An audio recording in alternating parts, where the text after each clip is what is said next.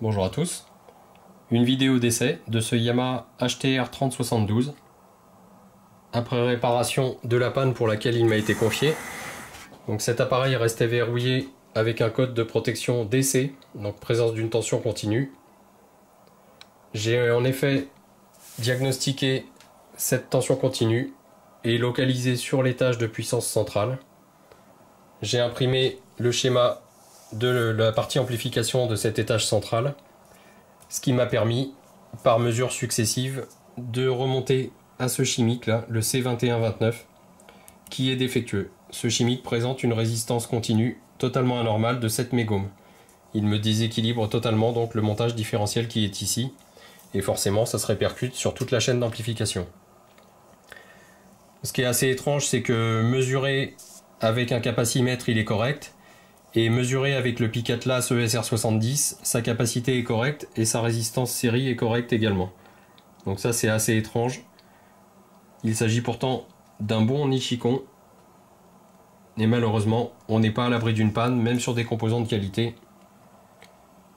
Donc ce petit condo était suffisant pour me déséquilibrer tout l'étage de puissance centrale. L'appareil est fonctionnel, il n'est plus en sécurité, comme vous pouvez le constater. Et le signal est présent, correctement amplifié. Vous voyez ici en bas le canal droit et ici le canal central sur lequel je viens d'intervenir. Vous pouvez constater que j'ai ressorti mon vieil oscillo HM1507,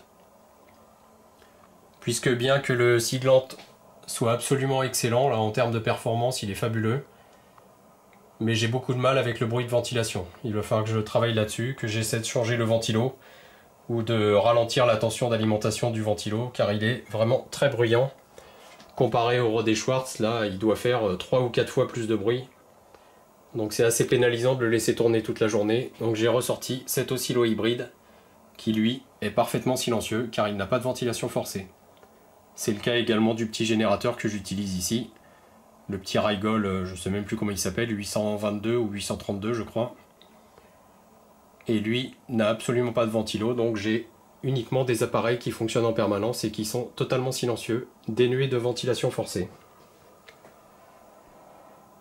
Voilà pour ce qui concerne donc ce Yamaha. Je vais le laisser en chauffe afin de m'assurer d'avoir bien corrigé le défaut.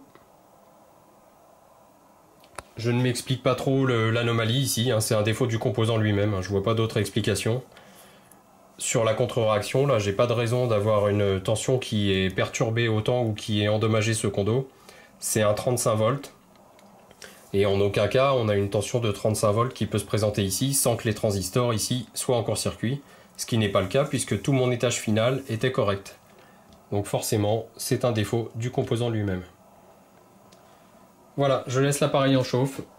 Je poursuis mes essais et je chiffre mon devis pour boulanger.